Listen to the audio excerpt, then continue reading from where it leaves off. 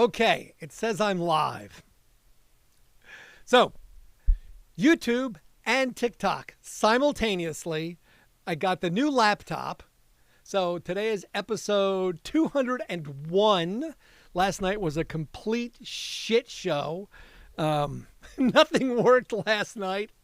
It was just like the stream was bad. The computer was bad. It crashed a bunch of times.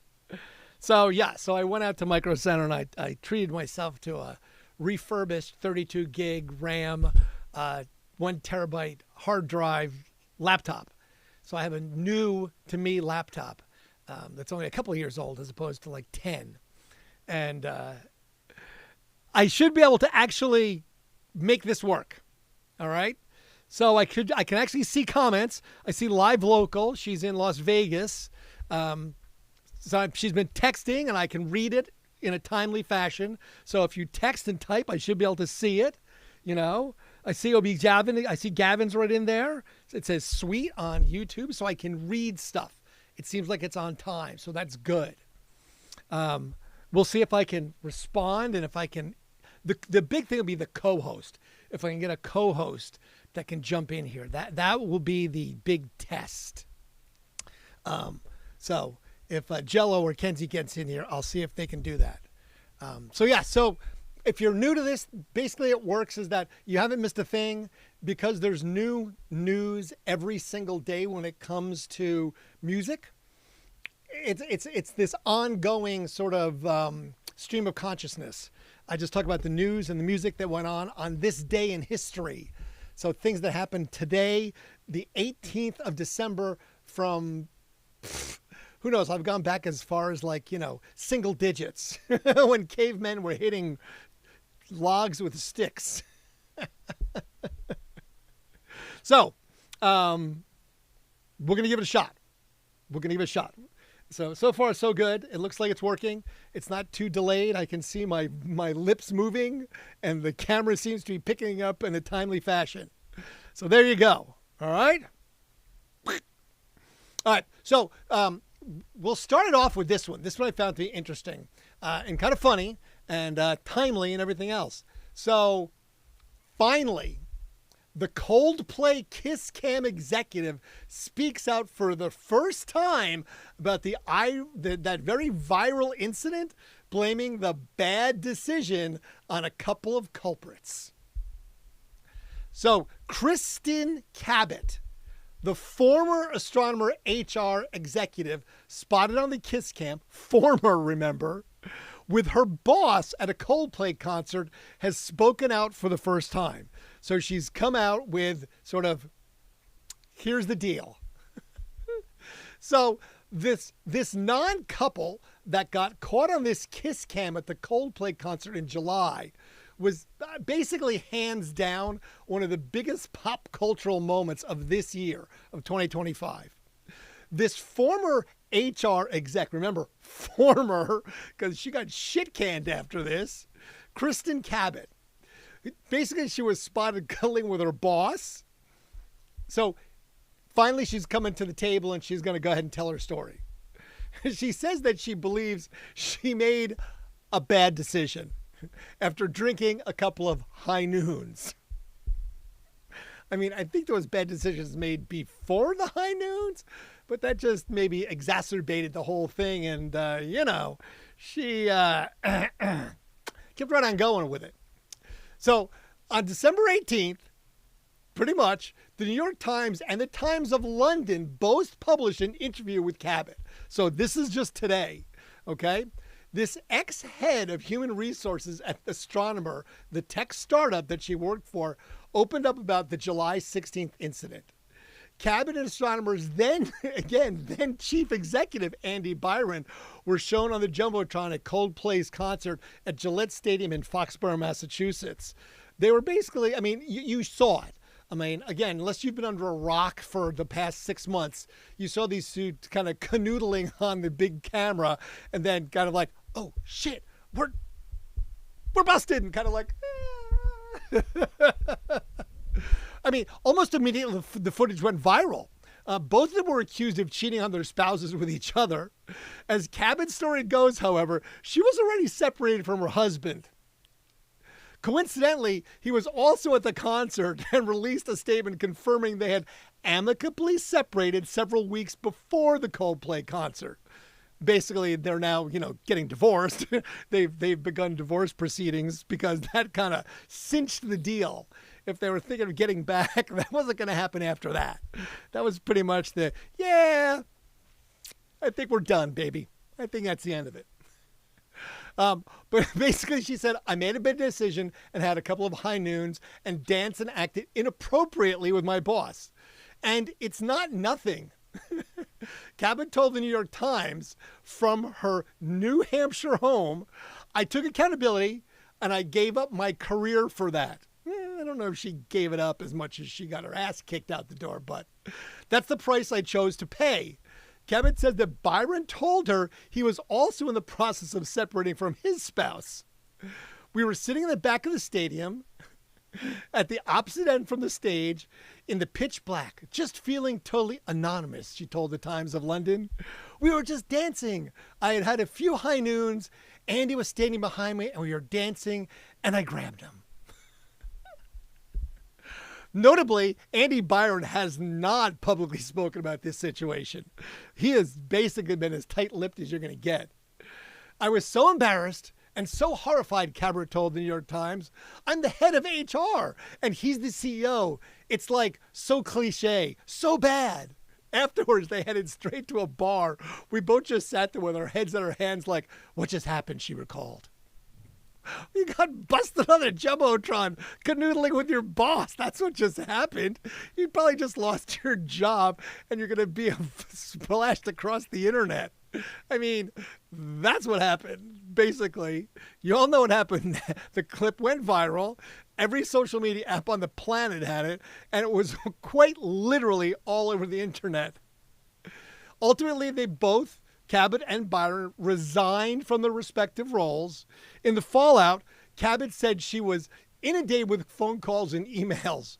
Cruel people were tracking her down to call her names like slut, homewrecker, gold digger. She said she had very specific lessons she hopes her children learn. I want my kids to know that you can make mistakes and you can really screw up. But you don't have to be threatened to be killed for them. That's true. I mean, it happens, okay? People cheat on other people, and that's what she did, But finally, Cabot told the New York Times that she and Byron kept in touch for a while. During this time, they offered each other crisis management advice. They haven't spoken to each other in some time, though. All right, well, we'll see if Byron comes out and says something now, because that's pretty much, I think she didn't have a choice but to come out and say something eventually, as he doesn't really have a choice to say something eventually because, I mean, that was a big thing. That was a very big news item thing. But it is what it is. You really can't talk too much about it other than saying shit happens because that's exactly what it was. Shit, and it happened. All right, things that also happened on this day. In 1961, the band called The Tokens, never heard of them, they started a 3-week run at #1 on the U.S. singles chart with the song The Lion Sleeps Tonight. It reached #11 in the United Kingdom. Interestingly enough, though, REM remade that song in the 1993 The Sidewinder Sleeps Tonight, which is basically the exact same single, just a few decades later with a little bit of alteration to it. Instead of the lion, it's the Sidewinder. So I found it to be a little bit interesting, and the fact that that's what they did, changing it. In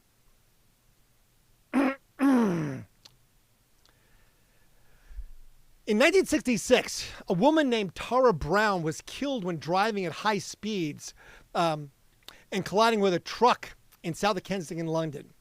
As a close friend of the Rolling Stones, Mick Jagger and Brian Jones, they immortalized this song in the Beatles' A Day in the Life after John Lennon read a report of the coroner's verdict in Brown's death. So I don't know.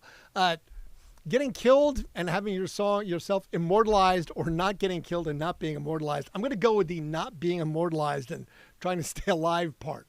That seems like that would be a better option. I just would be happy to do it.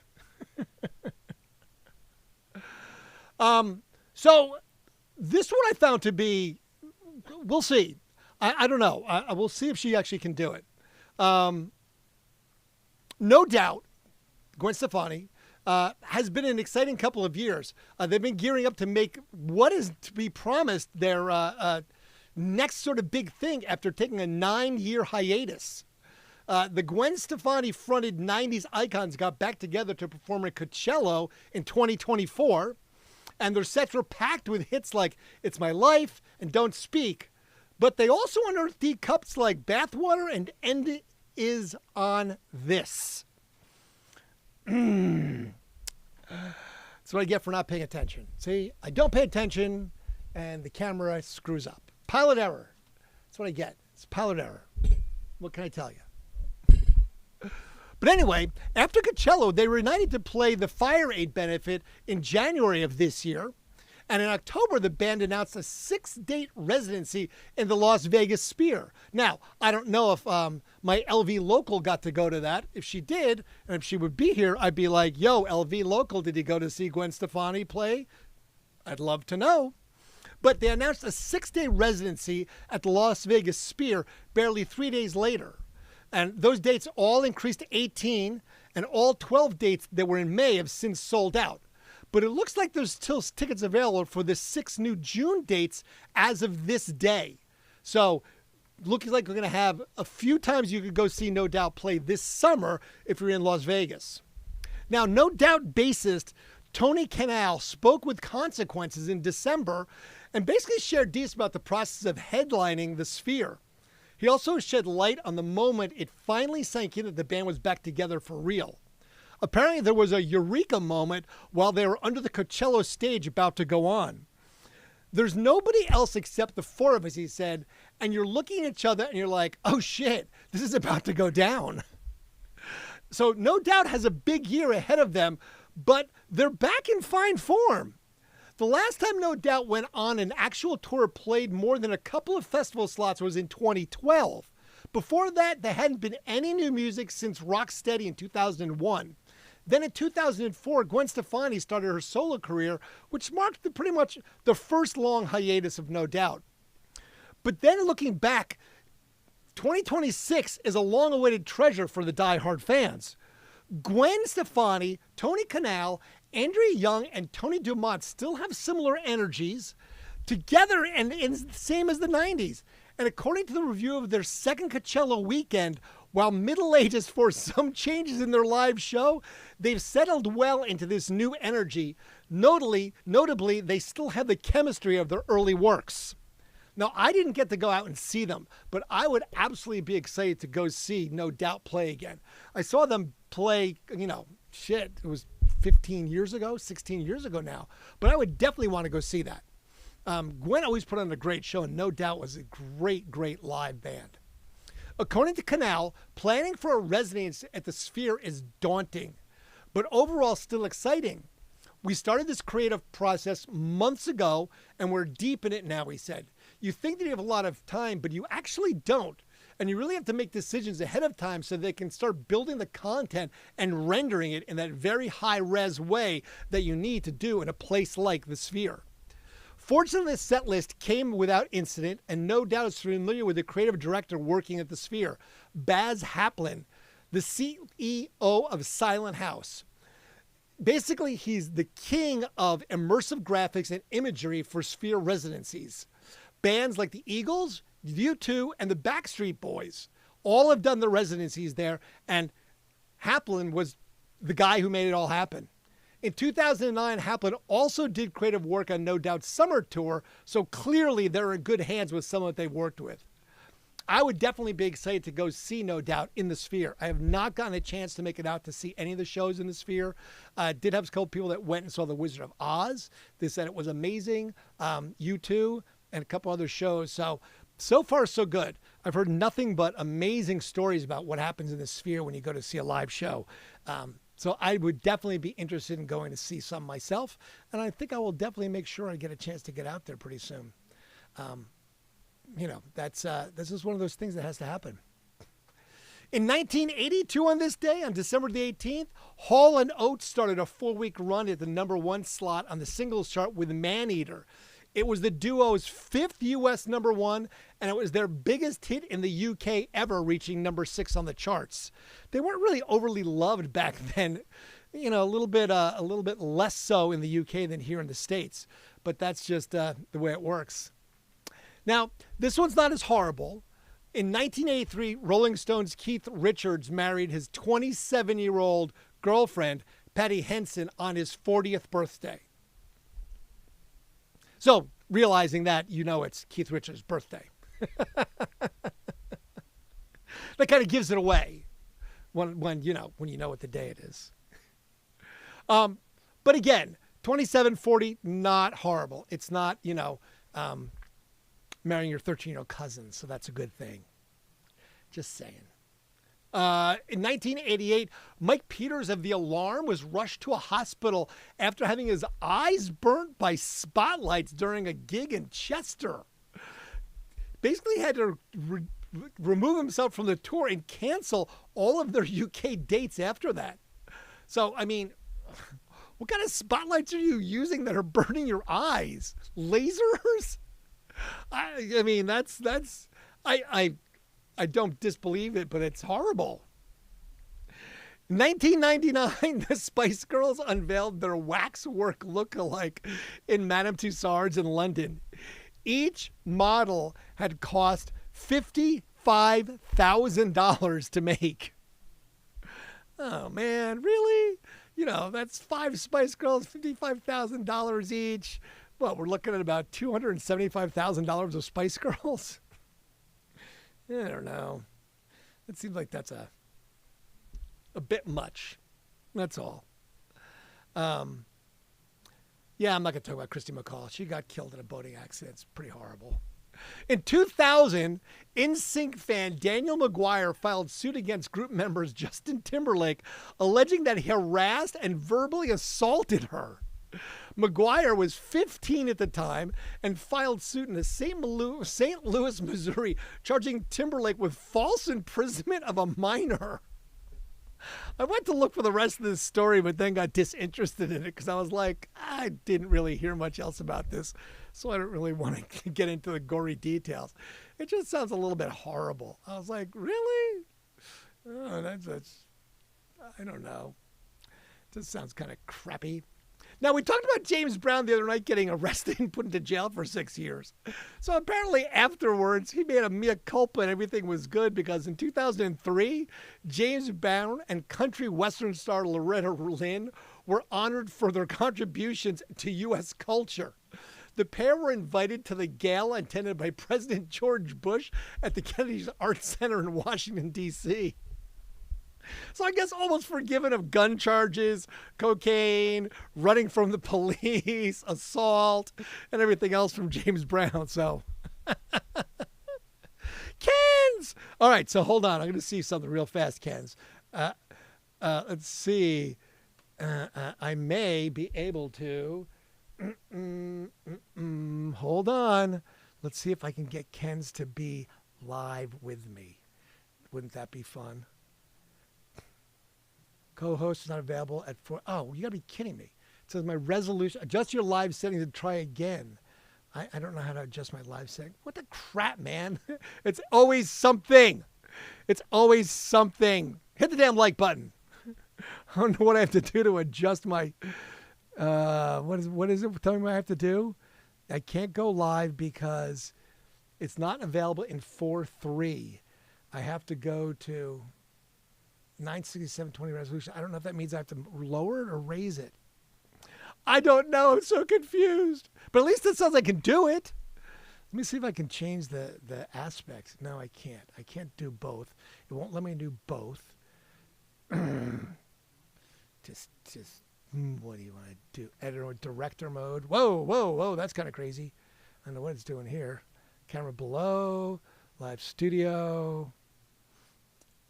Wow, now I see two of me, which I don't know if anybody really needs to see two of me. I mean, I don't. Co-hosting on a bed. What the hell? Prove your edit next scene without showing it. Oh, I can actually edit. No, I don't want to do that. That's kind of crazy. That's making this way too difficult for me. No, I don't want to do that. Stop it. Let's go back to editor mode. Perfect. Yeah, that's great. Oh, I see what I can do. I can change some in the background. All right. Anyway, Michael Jackson in 2003 was out on bail, formally charged with 7 counts of, what he did with kids and 2 counts of administering intoxicating liquor to a minor with the intent of committing a crime. That was the whole fortified Coke thing with a little bit of red wine in there. The abuse had been claimed that took place between the 7th of February and the 10th of March in 2003, and the alleged victim was only identified as John Doe. Jackson's lawyers said the entertainer was unequivocally and absolutely innocent and would fight the charges with every fiber of his soul. Or he'd spend a lot of money and pace people off, which I think was what wound up happening. Just saying.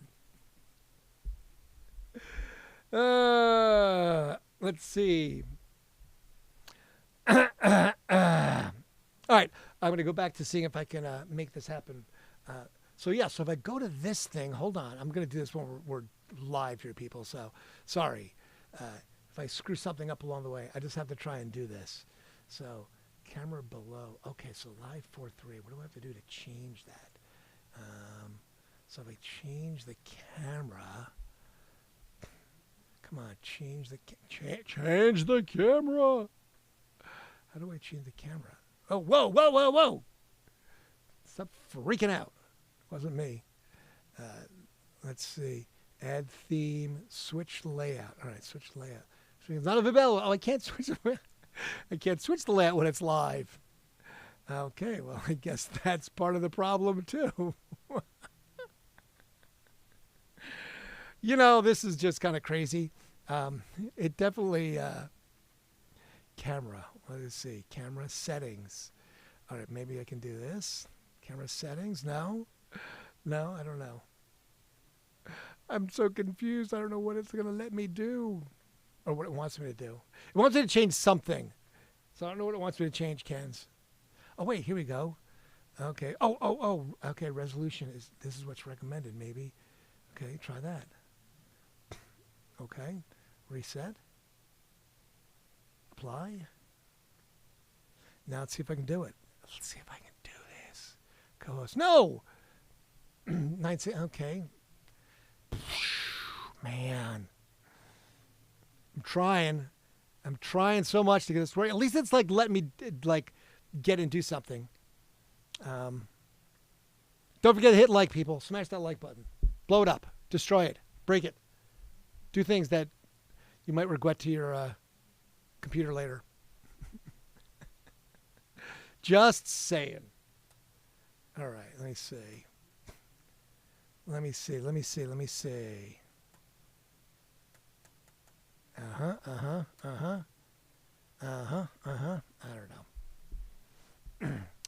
I don't know. Let's see. I can't really get that one to work there.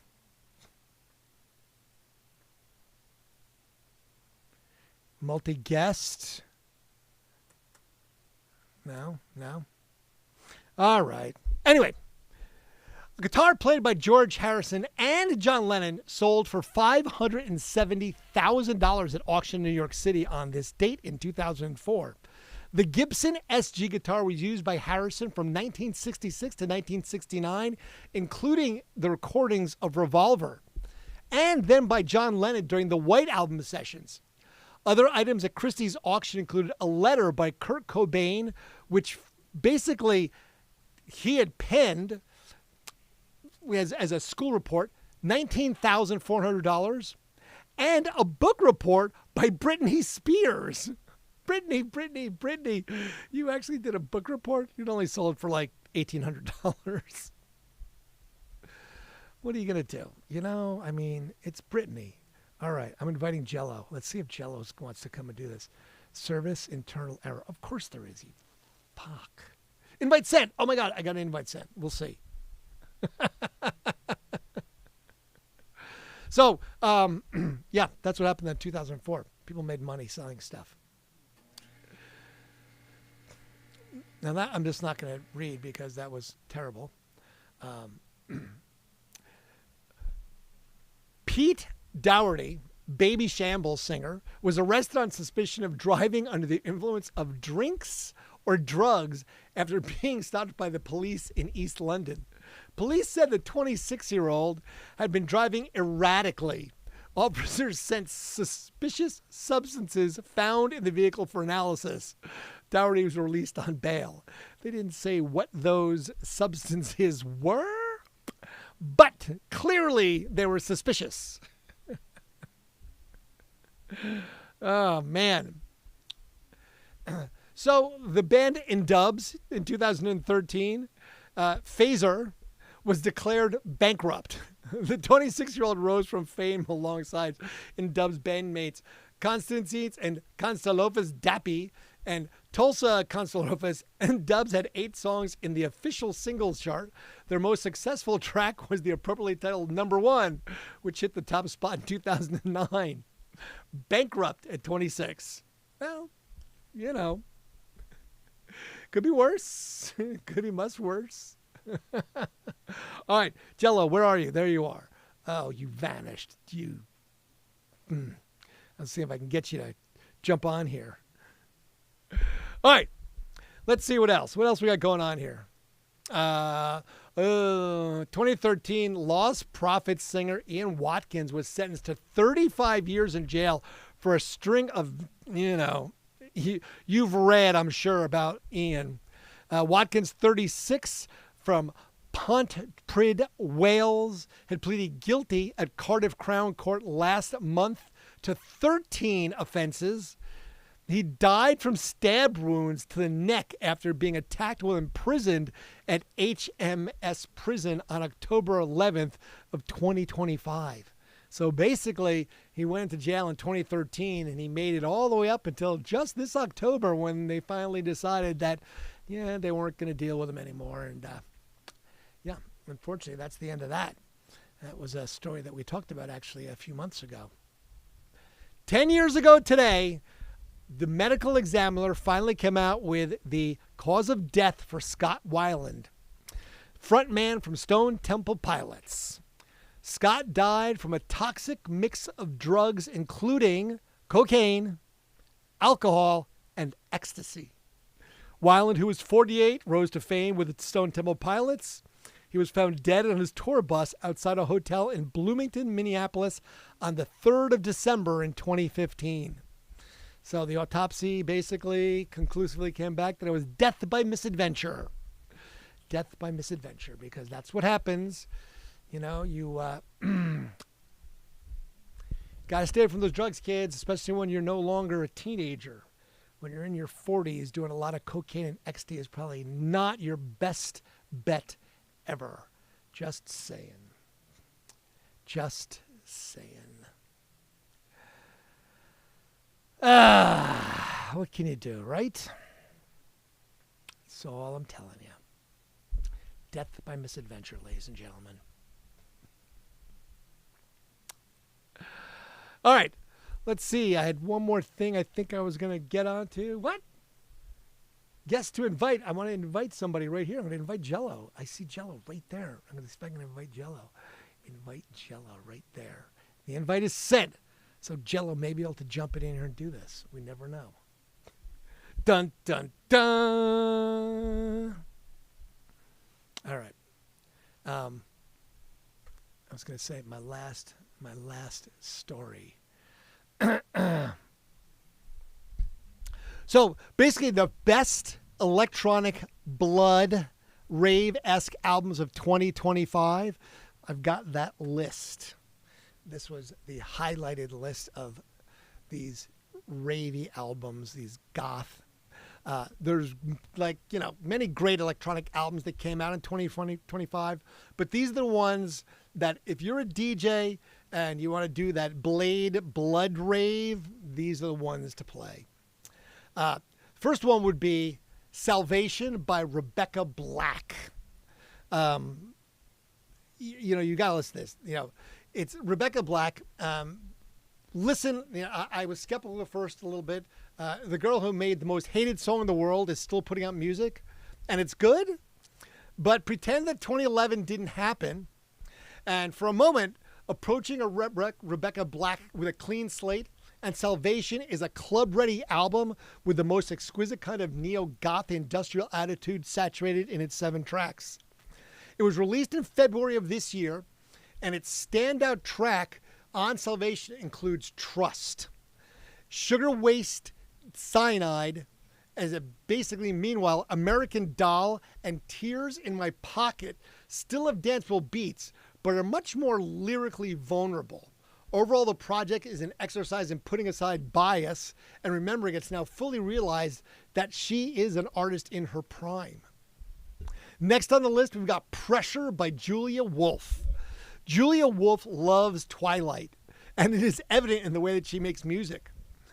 And if you listen in the remake of the Twilight series, you would probably want to hire Julia Wolf for the soundtrack without even making any questions.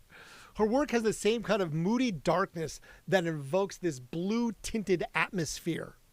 More than that, her vocals tread water in a deep end just enough that her voice begins to become rich and syrupy sludge that happily drags you into its depth alongside of her. Pressure, which was released in May of 25, took Wolf's early work to entirely new levels. In 2020, she was putting out cleverly crafted lyrics over slick beats. This kind of mid-20s bedroom indie pop genre, that girlies were getting into. But Pressure's changed the game, leaning heavily on hardcore guitar and glitchy electronic noise. It bolsters her introspective lyrics. It's messy yet clever in a way that only a young woman who wishes for a vampire boyfriend can manage. Thirdly, we've got Perplexide, The Death of Reality by Pixel Grip. Now, in June, this industrial trio, Pixel Grip, released their 3rd album, Percepticide, The Death of Reality. Pistol Grip threw their first alpha pussy, the throbbing opener of their 2021 album, Arena, now still possesses that in-your-face sexuality, and it oozes through this album. But there's also this central vulnerability woven into this impossible tapestry of this new album. As a whole, Percepticide feels like the twisty head rush of dancing too long in a really sweaty, crowded club. It moves from these dreamy vocals to these frayed beats with this just crazy sort of BDSM background music to this splitting anger with their first 4 tracks. The dictionary defines of sonic whiplash. It's progressive, but Percepticide becomes akin to the act of pressing a bruise just to feel it throb, deeply with pain and pleasure imperceptible from each other, tangled up like a mass of stripped wires. Lady Gaga back in the mix with Mayhem. She released her latest album, Mayhem, in March of 2025, proving that Mother Monster was back in a big way. After a few flubs in the last couple of years, Mayhem marked the new era for Gaga. However, it wasn't so much brand new as it was expertly drawn from her old work to mesh with her new headspace. The result was this nostalgic club-ready album that felt like Gaga getting back to the root of what made her global superstar in the first place. Mayhem is a polished and slick album without being overproduced. There's just enough grunge mixed in with these electronic beats to keep the frayed edges of Gaga's chaos intact. Tracks like Abracadabra pulled inspiration from Bad Romance, one of Gaga's best works, while overall the album dabbles in a delightfully kind of playful darkness often found in a warehouse rave. But it also shot through the moments that you're longing for on tracks like Vanish Into You. Blade of Grass, while I felt that it was kind of this vibe shift, it didn't exactly fit with the rest of Mayhem, there's no denying that this dangerous yearning that grabs hold of you and refuses to let you go. So there's your sort of top albums that you can look for that came out this year, but those are sort of the best neo-goth electronic sort of blood rave-esque albums of 2025. So check those out, and see if you find anything that you like in that. Dom DeLuise, Red! Yes, Bikini Pig. Yep. SG is awesome, indeed. Yep. Very good. All right. So there you go. That worked. I believe I've got some stuff going. I sent an invite to you, Jello. So if you're there, just jump on for a second, see if this co-host thing works. Because I don't know. At least it feels like the computer's working better. And it feels like the stream is working better because it didn't crash on me. So I already saw that people came in and out, so that's nice. Smash the like button, blow it up, destroy it. I don't know if I'll be able to co-host tonight. Ended up at karaoke bar. Oh, did you? But this already working 10 times better. Okay, karaoke bar, eh? Mm-hmm. I see, said the blind man as he picked up his hammer and saw. Karaoke bar. What goes on at karaoke bars, ladies and gentlemen? You sing karaoke. Mm-hmm. That's what happens at karaoke bars. Lucas Alro. I don't know. I can't pronounce your name, Lucas. Sorry, man. I don't know what that's saying there, brother. Let's see, Lucas.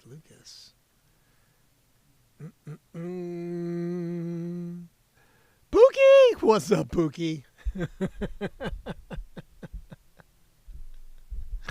All right, so there you go. There's your musical interest for tonight. I did not get into the births and deaths things because I didn't get a chance to look at it. I still theoretically could look at births and deaths today. I think it probably is Keith Richards because, I basically said it was because he got married on his birthday, and today was the day he got married, so that would only make sense, wouldn't it? I could be mistaken, but I don't think I am. Again, like I said, I could be, but I don't think I am. That's just me. Let's see what we get here. Let's do this. Come on. I'm going to wait for that. Let's do this. What's happening here? Why aren't you doing this?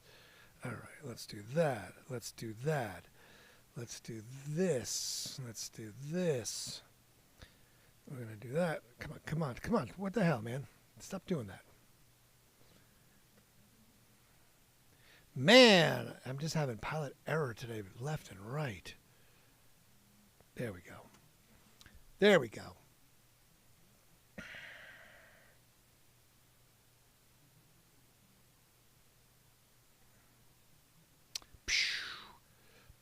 You know what? I'm trying to see who had a births and deaths today, and it's just not wanting to cooperate at all. What can I tell you? Some days you're the bug, some days you're the windshield. Apparently, I am the bug at the moment because I cannot get my electronic things to operate properly. It is just one of those days. Pilot error. This page is having a problem. It says this page is having a problem.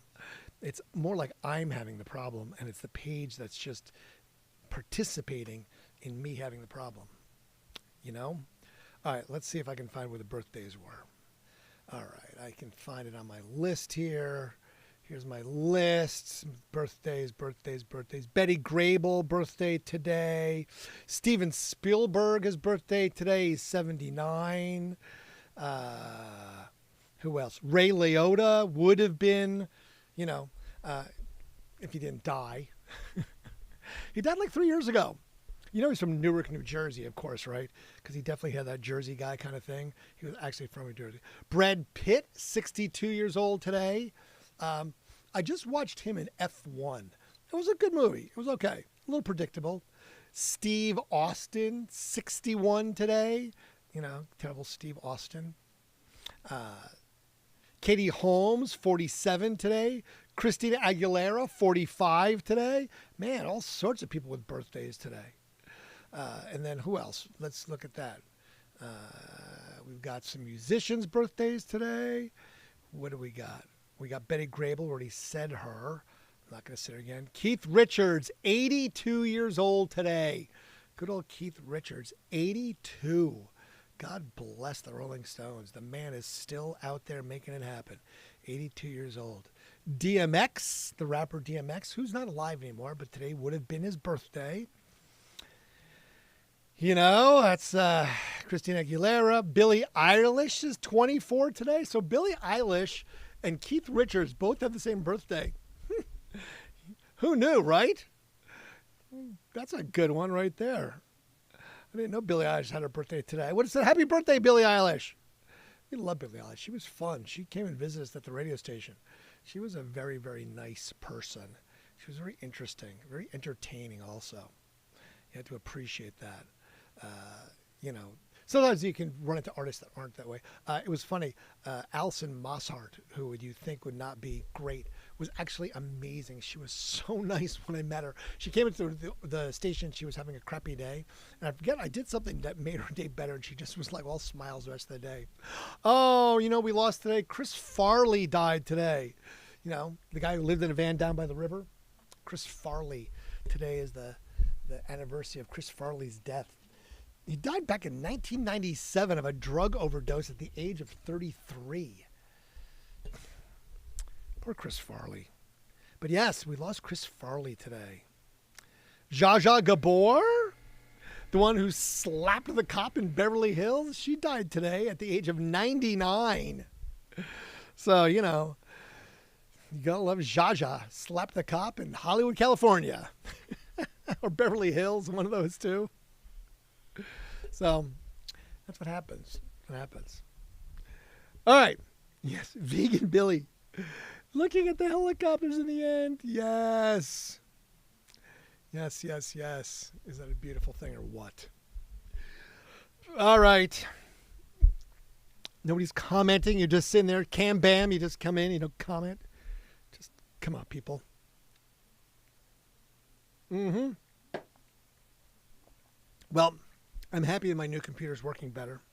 So it works great. So the stream is better, which is making me happy. Thank you for the likes. Whoever's smashing that like button, I see them little hearts going flying by, and that's beautiful. So appreciate that. Must be Jello. Must be Jello. What's up, Jello? Yes, so I'm much happier that the computer's working and the stream's working, and I get to actually see everybody as they go flying by. It's a beautiful thing. This is great that it's not, you know, all crappy and wonky as it has been, because it has been crappy and wonky, and it's been very upsetting to me. I've been very unhappy with the results. But we're much better today. And what this will allow me to do is start to put videos over here. See, I'll be able to put things right there in that little box. Right there. Right here. See? So that's when I'll start to put stuff. I believe the upcoming first premiere is going to happen of the Matt and Kim video. The infamous Matt and Kim video. The infamous Matt and Kim video of me breaking my ribs crowd surfing. That's what happens when you sort of go past when you should actually do that. Crowd surfing is definitely a younger man's game when you're less heavy. It's one of those things that, you know, I should have thought twice about it, and I did, but I still did it anyway because, you know, poor judgment is sort of the name of the game here. But yes, crowd surfing when you're no longer in your 20s is something that you might want to reconsider, just because if you get dropped, we're not as flexible as we used to be.